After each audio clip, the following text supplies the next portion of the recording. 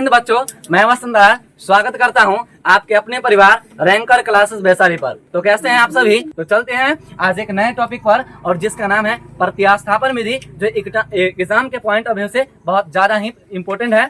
और क्या कहते हैं कि ये प्रश्न जो है एग्जाम में बहुत बार पूछा गया है, प्रतिस्थापन विधि से भी और विलोपन विधि, और क्या कहते हैं कि वज्र गुणन और प्रतिस्थापन सबसे ज्यादा इंपॉर्टेंट है। इसलिए इसे हम आज सिखा करके ही जाएंगे, और हमें आशा है कि अगर आप अच्छे से देखेंगे तो नहीं सीखेंगे तो मेरा वीडियो चैनल को जो है आप सब्सक्राइब नहीं कीजिए, अनलाइक कीजिए, डिसलाइक कीजिए, सब हमें पसंद है, लेकिन अगर आप देखेंगे अच्छे से जरूर सीखिएगा, मुझे विश्वास है। चलते हैं अपने टॉपिक की ओर, और आज का टॉपिक है प्रतिस्थापन विधि से समीकरण का हल, यानी x और y का मान ज्ञात करना। तो चलते हैं कैसे जो है से इसका हम मान ज्ञात करते हैं। हमारी बातों को एक बार पहले आप जो है से अपने कानों में गांठ बांध लीजिए, और उसे अगर बांध लेते हैं तो एक बार में ही सीख सकते हैं।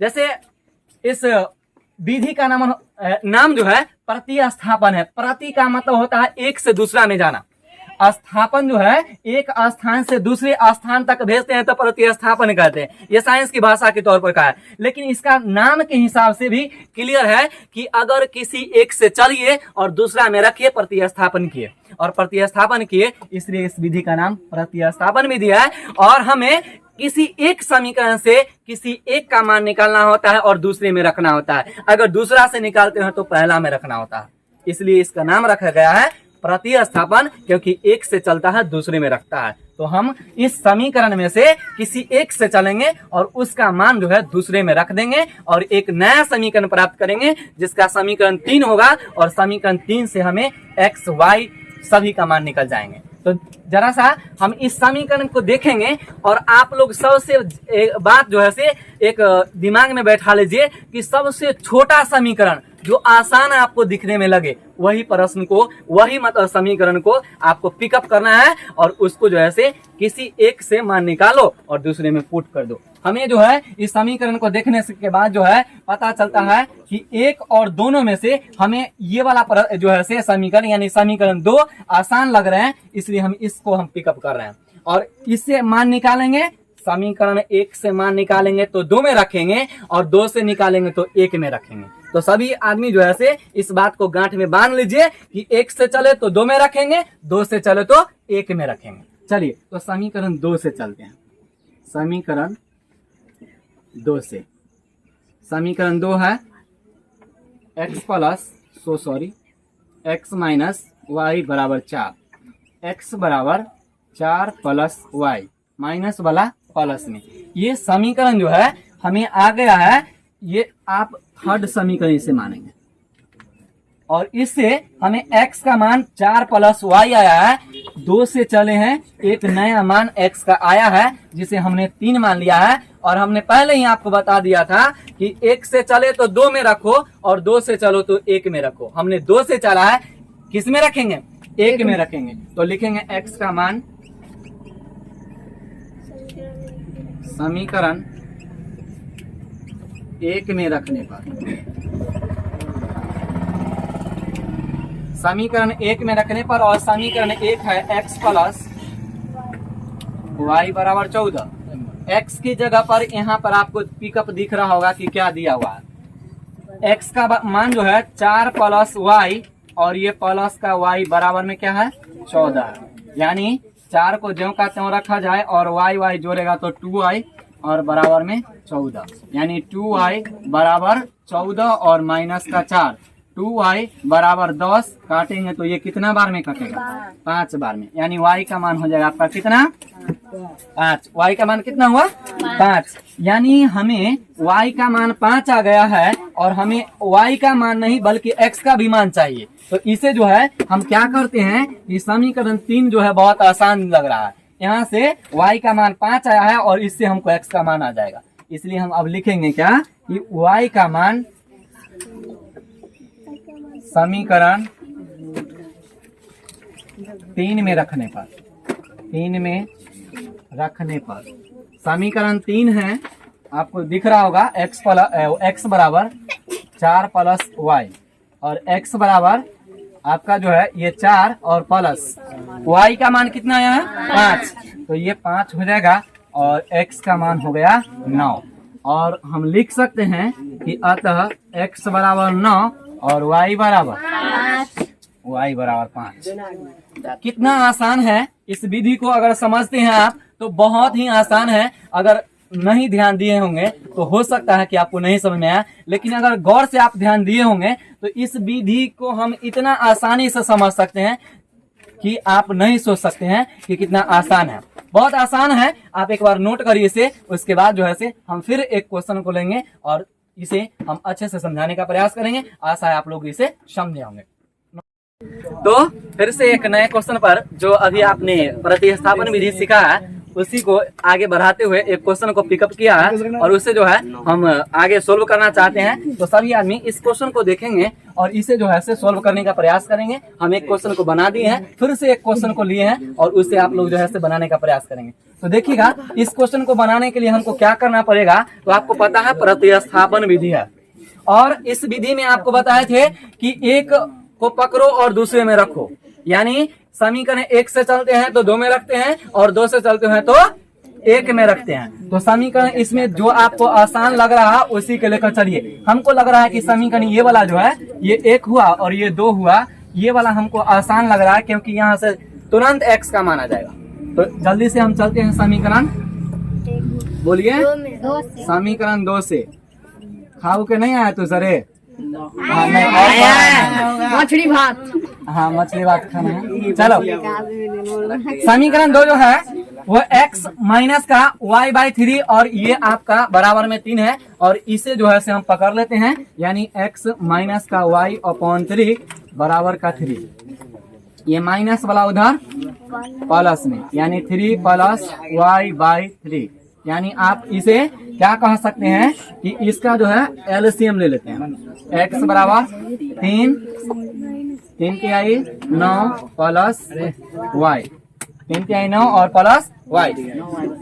तो x का मान जो है वो इतना आया है।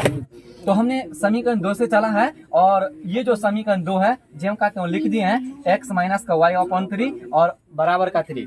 यानी x बराबर आप लिख सकते हैं माइनस वाला इधर प्लस में, और जब इसका एलसीएम लेके अगर क्रियाक्रम करते हैं तो इतना आने वाला है। यानी x का मान जो है 9 प्लस y/3 आने वाला है। साथियों, अब क्या करते हैं, इसे जो है समीकरण 3 मान लेते हैं और इस समीकरण 3 को जो है वो हम इस x का मान समीकरण 2 से चले थे 1 में रख देंगे। तो समीकरण 1 में रखेंगे x का मान, समीकरण 1 में रखने पर 1 में रखने पर समीकरण 1 क्या है? तो समीकरण 1 है x plus x/2 plus 2y/3 is equal to -1। और यहाँ पे x का मान दिया हुआ है 9 प्लस y/3। तो x की जगह पर आप 9 प्लस y/3। और एक बात और आप ध्यान से देखिएगा कि ये तो x के जगह पर इतना हमने रख दिया और ये बटा में 2 था तो ये गुना में 2 रह जाएगा। जेब कहते हैं ये हमने x के जगह पर जो है इतना हमने रखने का प्रयास किया है और प्लस में 2y/3 बराबर में -1 था जो कहते हैं रखें। जब इसे हम क्या करेंगे 9 प्लस y रखेंगे और गुना करेंगे तो 6 और प्लस 2y/3 बराबर का -1। जब आप इसे एलसीएम लोगे तो इसका एलसीएम कितना हो जाएगा? 6 हो जाएगा। एलसीएम 6 होगा और 6 में 6 से भाग किया 1 और 1 में 9 प्लस 1 y में गुना करेंगे तो 9 प्लस y जो का क्यों रहेगा 9 प्लस y और ये प्लस है तो प्लस। इसे जब आप भाग करेंगे तो 2 और 2 में 2 से गुना किए तो 4y और इज इक्वल टू -1। यही ना होगा हो? हाँ, तो यही होगा। तो आप इसे जोड़िए और y को और 4y को जोड़ेंगे तो 5y हो जाएगा। यानी 9 plus 5y is equal to -6। आप इसे नहीं समझे क्या? ये जरूर समझना है क्योंकि ये बटा वाला गुना में जाता है और -1 से गुना करेंगे 6 में तो -6 होगा। यानी आप जो है से 5y बराबर -6 और माइनस ये प्लस में कथी आ जाएगा माइनस में, यानी कि 5y इज इक्वल टू -15 ना, यानी 15 9 6 15 माइनस में होगा और जब इसे आप काटेंगे तो कितना हो जाएगा 3 5 15 y बराबर माइनस का 3। y का मान -3 आ गया है, ये एग्जैक्ट वैल्यू है। ये y का मान जो है वो -3 आया, वो एग्जैक्ट वैल्यू है। लेकिन अभी भी x के मान एग्जैक्ट वैल्यू में नहीं है। x का मान जो है वो इतना जो है से चर के रूप में है, लेकिन हमें एकदम पूर्ण रूप जो मान होता है उसका निकालने का प्रयास करना है। तो हम y का मान जो है समीकरण अगर 3 में रख देते हैं, तो यहाँ से हम अगर y का मान रखेंगे सीधा किसका मान आएगा? x का मान आएगा। तो चलते हैं और लिखते हैं कि y का मान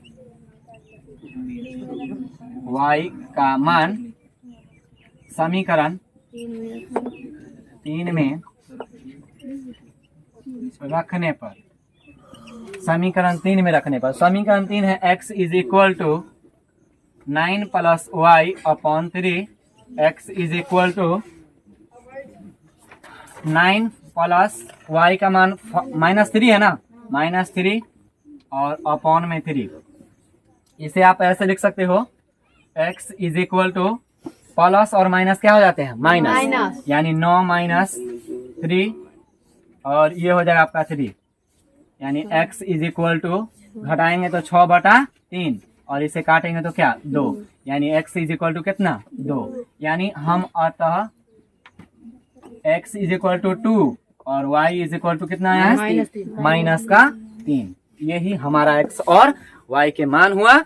और इसे जो हमने सोल्यूशन किया है वो प्रतिस्थापन विधि का सोल्यूशन किया है। फिर से एक बार समराइज करके इसे समझ लेते हैं कि हमने क्या क्या किया और x और y का मान ज्ञात कर लिए। हमने शुरू में ही आपको समझा दिए थे कि अगर हम समीकरण 1 से चलते हैं तो मान दूसरा में रखेंगे, और समीकरण 2 से चलते हैं तो किस में रखेंगे? पहला में रखेंगे। दूसरा से पहला, पहला से दूसरा। हमने दूसरा समीकरण को पिकअप किया और यहाँ से दूसरा को पकड़ के हमने एक तीसरा समीकरण बनाया। इससे हमें x का वैल्यू आया और x का वैल्यू जो है हमने वो समीकरण 1 में रख दिया, क्योंकि चले थे 2 से, इसलिए 1 में रख दिया। 1 में रखने के बाद y का एग्जैक्ट वैल्यू -3 आया और इसी एग्जैक्ट वैल्यू को समीकरण 3 में पिकअप कर दिए तो हमें x का मान 2 आया, यानी x का मान 2 और y का मान -3 प्रतिस्थापन विधि से इसी तरह से ज्ञात किए जाते हैं। आशा है कि आप लोग समझे होंगे और इस विधि को अपने घर पर जो है 2-3 प्रश्नों का अपने से सोल्यूशन करेंगे। और उसके बाद जो है से कोई अगर दिक्कत होती है, परेशानी होती है, प्लीज कमेंट बॉक्स में नोट करिएगा और कोई भी डाउट होगा उसे हमें क्या कहते हैं कि जवाब देने का प्रयास करेंगे। आज के सवाल यहीं तक। जय हिंद। जय हिंद। मैं वसंत राय स्वागत करता हूं आपके अपने परिवार रैंकर क्लासेस वैशाली में। तो फिर से एक नए टॉपिक को लेकर आ रहे हैं और जिस टॉपिक का नाम है वज्र गुणन विधि से समीकरण का हल, यानी कहने का मतलब 2 चर वाले रैखिक समीकरण हैं, उनका जो है वज्र गुणन विधि से हम जो है x और y का मान ज्ञात करेंगे। परीक्षा के पॉइंट ऑफ व्यू से बहुत इंपॉर्टेंट, जो कि हर एक एग्जाम में पूछा जाता है ये प्रश्न को। यानी कहने का मतलब ये है कि अगर आप एग्जाम में अच्छा मार्क्स लाना चाहते हैं तो इस विधि को भी अच्छे से पढ़ना पड़ेगा और इससे जो है बहुत आसानी तरीका से बनाया जा सकता है। अगर आप एक क्या कहते हैं टकटकी निगाहों से देखते रहेंगे और समझते रहेंगे। तो चलिए हम चलते हैं, इस विधि का क्या काम है और किस तरह से बनाया जाता है उसे हम पहले देखेंगे। देखिएगा, मेरे कॉन्सेप्ट को अच्छा से सुनिएगा। सबसे पहला काम उसे अपना व्यापक रूप में लाना। कहने का मतलब ax plus by plus c के बराबर में 0 के रूप में लाना। कहने का मतलब जो 2 चर वाला रैखिक समीकरण है उसके व्यापक रूप में लाना। इसे हम पहले व्यापक रूप में लाएंगे और उसके बाद इसका हल करेंगे। तो हमें पहले व्यापक रूप में लाना होगा, यानी इस चीज को इधर लाना होगा, यानी 3x प्लस 4y, ये प्लस वाला इधर माइनस में 10 बराबर में 0। सेम उसी प्रकार इसमें भी 2x माइनस का 2y और ये प्लस वाला इधर माइनस में और बराबर में 0। ये मूल रूप में ये समीकरण आपका आ चुका है। यह मूल रूप में आपका समीकरण आ चुका है और इसे जो है हमें क्या करना है कि वज्र गुणन विधि से इसके x और y का मान निकालना है। सबसे पहला काम आपको समझ में आ गया होगा कि हमें क्या करना है, तो इसे मूल रूप में लाना है, यानी हमेशा समीकरण के बराबर में 0 होना चाहिए। तो हमने इसे ऐसा रूप में ला दिया है। सभी बच्चे गौर से देखेंगे बोर्ड पर और जो है से इसे समझने का प्रयास करेंगे। तो चलते हैं, इसके आगे का काम क्या होता है। तो इसमें जो है हमें दिख रहा है x, हमें दिख रहा है y और एक डिजिट वाले अंक दिख रहे हैं, इसे 1 से सूचित करेंगे। सम में बटा लगाएंगे, सम में बटा लगाएंगे, सम में बटा लगाएंगे, सम में बराबर का चिन्ह लगाएंगे, सम में बराबर का चिन्ह लगाएंगे और एक में अपना मन से माइनस का साइन लगाएंगे बीच वाला में, माइनस का साइन अपना मन से। सभी प्रश्नों में यही तरीका, यही कंसेप्ट, यही मेथड, इसी चीज को जो है हम बार बार रिपीट करेंगे और इसी तरह से हम क्वेश्चन को सोल्यूशन करेंगे। तो चलते हैं, जिसको लिखना उसको ढकना, जिसको लिखना है उसे ढक लेना है और बाकी बात उसके गुणांक है उसको लिख देना है। मतलब x वाला पर यहाँ पर लिखना है तो x वाला को ढक लो, यानी यहाँ पर y वाला बच रहा है 4, 2 तो 4, यहाँ पे -2 होगा, रीजन यहाँ पे माइनस है और यहाँ पे माइनस का 10 और यहाँ पे माइनस का 2। यहाँ सेम y वाला को हो, y वाला के ढक लेते हैं, मतलब 3, 2 और यहाँ पे माइनस का 10 और यहाँ पे माइनस का 2 और उसके बाद अंक वाला है तो अंक वाला को छोड़ दो और बाकी बात को लिख दो, यानी 3, 2, 4 माइनस का 2। आशा है कि इस चीज को समझे होंगे और इसे नहीं समझे तो नहीं बनेगा, इसलिए वीडियो को पॉज करिए और पीछे से फिर से वीडियो को रिकैप करके समझिए 2-3 बार और तब जो है से आगे बढ़िएगा। तो चलते हैं, इसे जो है हम क्या करने वाले हैं उसके आगे जो है इसे समझने का प्रयास करेंगे। देखो, वह वज्र मतलब होता है तिरछा गुना, वज्र का मतलब होता है तिरछा गुना। तो इस विधि में तिरछा गुना किया जाता है, इसलिए इस विधि का नाम पड़ा है क्या चीज? वज्र गुणन विधि। तो हमें सबसे पहले इसे तिरछा गुना करेंगे, इससे इससे गुना, इससे इससे गुना करेंगे और इससे इससे गुना करेंगे, इससे इससे गुना करेंगे, इससे इससे गुना करेंगे। सबसे पहले ऐसे वाला का गुना, सबसे पहले ऐसे गुना, सबसे पहले ऐसे गुना। चलिए, तो x गुना करिए 4 दूना माइनस का 8, ये माइनस में और अपना मन से माइनस, अपना मन से माइनस 10 दूना 20, माइनस माइनस गयो, माइनस माइनस प्लस, इतना ही होगा। उसके बाद बराबर है तो बराबर माइनस का y अपन 3 दूना माइनस का 6 और अपना मन से माइनस 10 दूना 20, लेकिन माइनस है तो माइनस का 20, 1/3 दूना 6 माइनस का 6 अपना मन से माइनस 4 दूना 8। किसी बच्चा को परेशानी? तो देखिए आगे जो है इसे एक बार और जो है से बढ़ाते हैं आगे, x अपॉन जोड़िए इसे, माइनस का 28, माइनस का 28, 20 और 8 28 बराबर माइनस y अपॉन, देखिए यहाँ पर माइनस माइनस प्लस हो जाएंगे, यानी माइनस का 6 प्लस का 20 और इज इक्वल टू 1 अपॉन कितना हो जाएगा? माइनस का 14। इधर देखिए आप सभी,